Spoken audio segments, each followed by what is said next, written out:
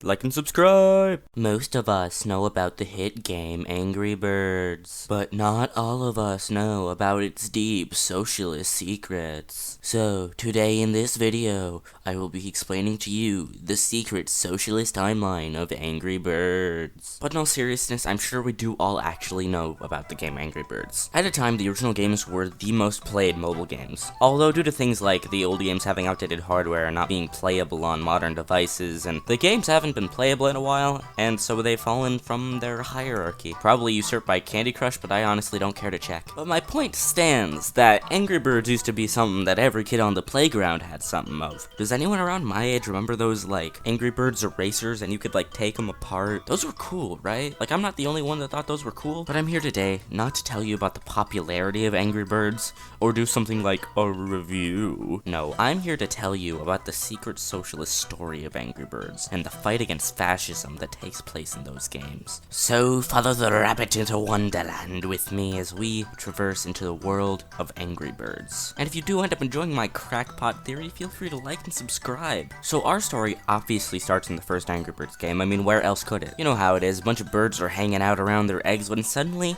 a bunch of pigs show up. These pigs steal their eggs. These pigs steal their children. And so their mighty red leader takes charge, and they start to fight against the pigs. Their enemies are led by a dictatorial king who forces his pigs, a term that people often call the police, especially the fascist police, to steal the eggs and then, of course, start war. Although it is very interesting that the leader of our birds is red, like the socialist flag. All around though, the first Angry Birds game is pretty solid. I feel like it has a nice difficulty increase to where poached eggs is pretty classic Angry Birds fare, and usually how most first levels in Angry Birds games get, to more themed levels like Mine and Dine and Surf and Turf. Of course though, I feel like since this is the first appearance for many of them, I should introduce you to our soldiers, or birds, if you will. Of course, we have to start with the classics, though. The first bird to appear is, of course, Red, the red bird, specifically a northern cardinal. Red is the most basic of the birds. He doesn't really have anything special until a very specific point, but we'll get into that later. All you need to know is he's the basis that all of the other birds are based on. He has solid weight, momentum, etc. He's the basis, you know? And he's then soon followed up by the blues, named Jay, Jake, and Jim. You'd assume they're blue jays, but no, they're eastern bluebirds. Their power is a bit more special than Red's.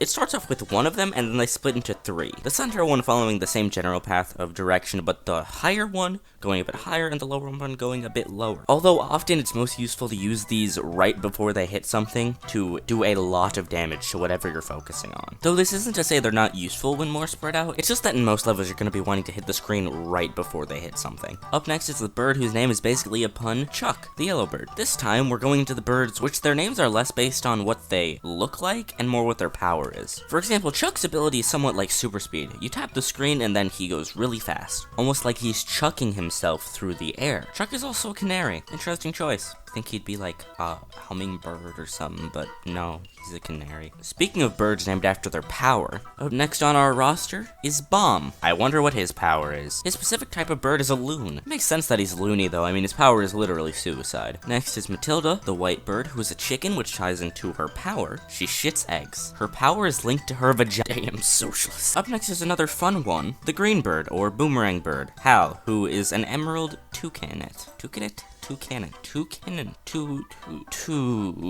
Anyway, next is Big Red Bird, or Big Brother Bird, aka Terrence. His power is like he's red, but massive. He has less momentum, he does a lot more damage when he hits things, although unlike the blackbird, he doesn't break through stone easily, which is confusing and weird. Probably because of more his momentum than his size, though. All around, he's kind of useful sometimes, but generally I'd say in more instances, the blackbird is useful. Terrence is also a northern cardinal. They couldn't have, like, given him a different bird or something. Is the northern cardinal the only red bird? I don't think it is. Next we have Bubbles, the orange bird. He's like a bubble. He go big and although I'd say he's more like a balloon than a bubble, but he like bubbles up. It works. Interestingly, he is a Jamaican Oriole. Next we have Stella, who is a pink bird. Her power has a lot more to do with bubbles than bubbles. I feel like maybe her name should have been Bubbles, but her type of bird is a gala. She's the girl bird. That is her thing. She is the girl bird. She's the pretty pink girl bird. So those are all the birds from this game, so I feel it's only right we get into the next one. Angry Birds Seasons is a direct continuation, although notably, due to the title Seasons and of course the game taking place over seasons, it's very obvious that this game takes place over over the course of an entire year. We can also assume that the last game took place over the course of a year, so this means that this has been a multi-year war already. This game only has one new notable inclusion, however, although this new member is a treat. You see, his name's Tony. You see, Tony is Terrence's cousin. They actually have a sweet dynamic. It's just nice to see these birds like actually have a normal life. I don't know what it is, it's weird. Tony is of course Terrence's cousin, but he is not the same kind of bird as Terrence. He is specifically a blue tanager. If a Tony can be a new bird, why can't you a Terrence? You Terrence is a family apart. You see, Tony's power is that he controls gravity in a way. Basically, you fling him off into the air, and then you tap the screen again, and he goes slamming down. You could say it makes Terrence useless, but in the same way that every other bird's existence makes Red useless. It's a puzzle game, so any new addition is very useful for game design and making levels more fun, no matter how annoying it is when you get one bird instead of another. Anyway, Seasons has some nice lore implications, but all around, it's very similar to the first game, with just a lot more polish, which continues in the next game, Angry Birds Rio, which yes, is canon. How do I know this? I'm happy you asked. You see, when porting the Angry Birds games to a lot of consoles, they did the first 3 games at once, which are Angry Birds, of course, then Angry Birds Seasons, and then Angry Birds Rio, in one package, into Angry Birds Trilogy, meaning that the first Angry Birds Trilogy includes Angry Birds Rio as a canonical game in the franchise. And this will pop up again later, it's important, believe me. So god, this game comes with so many implications. For starters, it infers there's humans in the Angry Birds universe, and that there are also birds that look like normal birds, but we never see, like, we don't really see birds in the Rio films that look like these birds. We see ones that are, like, interestingly shaped, but we don't really see birds that are, like, this level of weird, and, like, it doesn't make much sense, and all the new birds are just different variations of the fucking main birds from Angry Birds, by the way, just so you know. Although I think I might have a solution. So a lot of the Angry Birds lore relies on the fact that this is a universe where the birds are, like, the main people, and we see similarly in the movies, which are a completely separate universe, don't get me started, but they're a complete, right, so we see that, you know, these birds, like, they usually live on their own, and so I'm thinking, either the pigs or the bad guys from Rio developed interdimensional travel, and one of them got, like, the Angry Birds got pulled into the Rioverse somehow, and that's the explanation. It makes everything far easier to explain, or we could just say this game's not canon. But shut up. Believe me though, this game's importance far outweighs the plot holes they would create. Let's just assume interdimensional travel is involved, alright? So, Angry Birds Seasons in Rio, though they did improve from the first game, they didn't really add all too much new to the franchise. You know, they didn't change up the formula. But one game dared to be different from the formula that made them probably so much money. Angry Birds Space. Yes, Angry Birds Space is the game that dared to be different and introduce a new mechanic that honestly made the game an entirely different experience from the other ones. It introduced space gravity, and this is such a good mechanic, and they use this in the next 2 games that were released. But yeah, all in all, Space is a great game. Like, honestly, like, it feels like what I always assumed it was the direct sequel, but it isn't. But like, it makes a lot of sense. It develops on the formula. It takes a lot. Although I guess Seasons being the second game makes sense. But like, overall, Space is at least, like, seems like it would be the third one. But it probably was going to be honest. But then Rio, you know, decided, hey, let's have a crossover tie-in there. So you know, they ruined the synergy. But all in all, it makes a lot more sense for this to be its own thing, I guess. But yeah, Space is good. And the bird that's introduced is just as good of a mechanic, too. The ice bird. The ice bird isn't any specific species of bird because it's just a general space bird made of ice. But it's such a good concept for a space-based game because space is cold, duh. And this bird's ability is turning shit to ice because duh. And it's like, it fits so well with the theming. They don't go overboard with the adding birds, which they never really do. Except in Rio, they added a lot of useless birds that were just like the same birds but different. It was stupid. Very stupid. But Angry Birds Space is good. Although I'm gonna skip the next 2 games real quick because they aren't set in this place in the timeline, so I'm gonna review them last. Drop my fucking phone. Although, of course, we must go over the lore that Space introduced before we move on to any future games anyway. So, Space introduces the fact that pigs have space travel now. This is very important for future reference. But yeah, pigs have space travel. They're very technologically advanced. You see why I think they could have developed interdimensional travel, honestly. Though I must add, Angry Birds Friends isn't important, so I skipped it. It's just kind of dumb.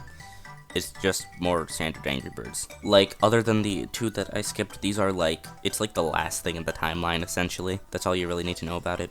Although what isn't last in the timeline is Angry Birds 2, which is directly after Space. Well, I mean, all of these are a bit more finicky in the timeline. I mean, you could really fit them anywhere, but the way I'd say things go is the original trilogy, then Space, then 2/Friends. Their order is inconsequential. All that you really need to know is that this is the general order of things, and I'm not going over Stella. Although, speaking of female birds, we do have another bird to go over. Specifically introduced Angry Birds 2, we have Silver. Now, most of this game does have similar fascist fighting fare, but Silver is different. So, Silver's origin story, and yes, this bird has an origin story. They put a lot of effort into this bird for, like, no reason. Anyway, so her origin is that she was one of the eggs stolen by the pigs, and right before they were about to roast her egg, she had, so they raised her to be one of them, and, like, there's this whole story, like, with her origin, and that's weird. Like, they put a lot of effort into this. Like, they tried with these games. Like, that's shocking. Like, most mobile games are complete cash grabs. They try to make these, like, genuine games. That is respectable. Anyway, back to my crackpot socialism theory. So yeah, now that we've gone over a lot of the more crowded games that don't have, like, as much of a definitive place in the timeline, we can actually get into the final two in the timeline, other than Stella. Stella's game is